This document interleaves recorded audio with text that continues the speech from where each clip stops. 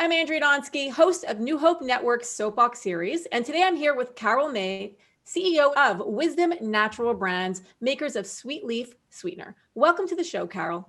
Thank you so much. I'm really glad to be here. For those who aren't familiar with Sweet Leaf Sweetener, can you tell us a little bit about the company and the different products you have in the line? Thank you. I'd be delighted to. We have both stevia and monk fruit products.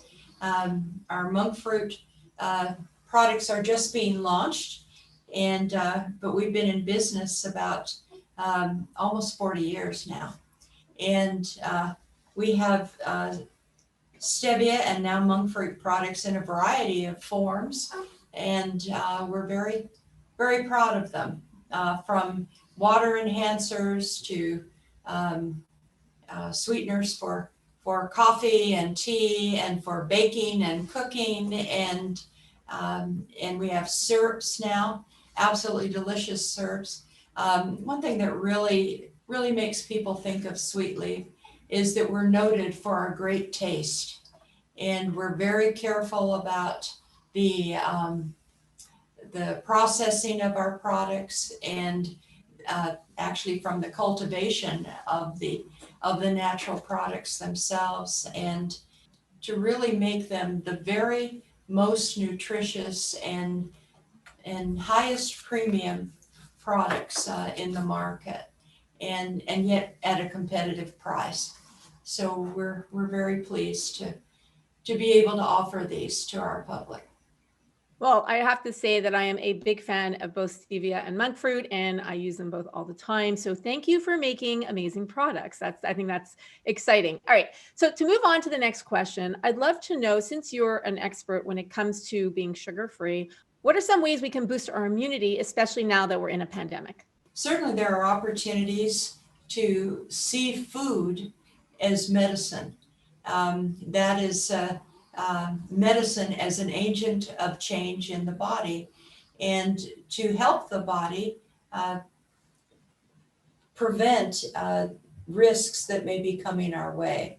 Now there is a collaborative group of multi-sector companies that is working together, of which we're a part, to make more and more nutritious food to be accessible in a much greater way to more and more of the population. We think everybody has the right to nutritious foods. Sweet Leaf is a leader in our industry in bringing the finest quality foods to the most people throughout the United States and abroad.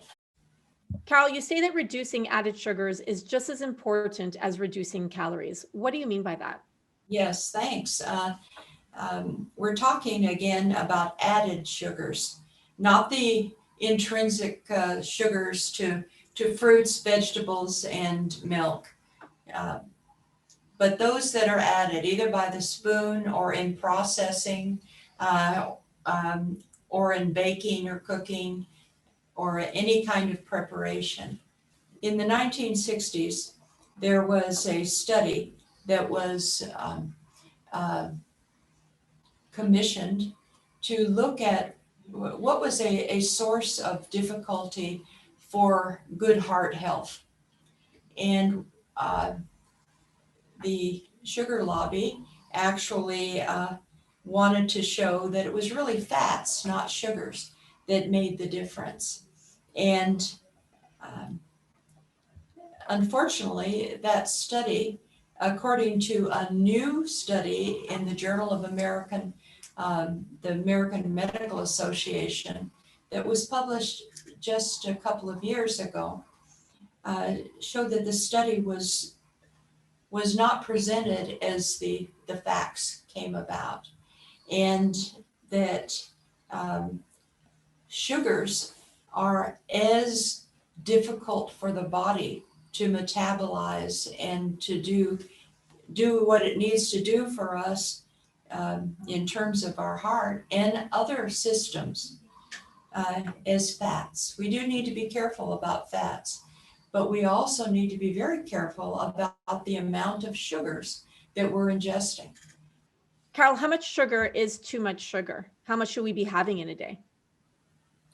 Well, actually, the American Heart Association has given a recommendation that is now accepted by all sorts of governmental and other agencies and physicians groups, that men should not consume more than 36 grams of sugars in a day, and women should not consume more than 24 grams of sugar in a day.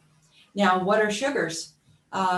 It's not just granulated white sugar.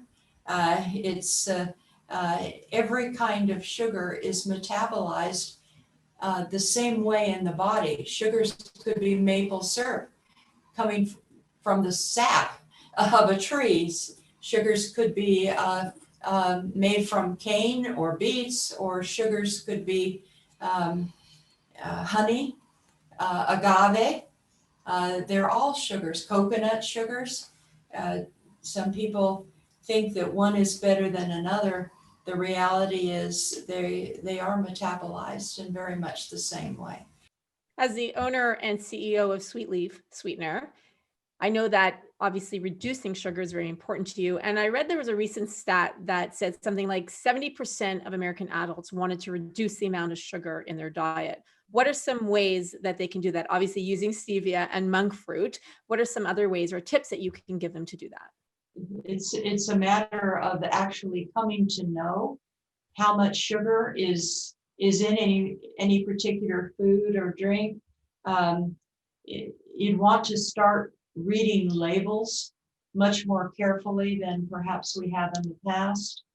And now it is required that every food actually tell us how much sugar is added.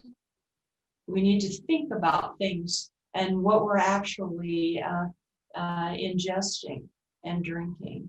So that's the biggest issue, and to become aware. We have a lot of collateral which we've prepared, developed and prepared, and had published with the American Heart Association, our partners there, and we're happy to share information with anyone, certainly with retailers and others. I have one last question for you, Carol. How do you spark change? Well, I hope that I can inspire change in those with whom we work and those whom we serve with our products and our services, by the excitement and the passion that we have for this work, and by the science on which we rely. And we're very excited about that. Thank you so much for doing this interview today and for keeping our world a little bit sweeter, but without added sugar, that is, using stevia and monk fruit. Thank you.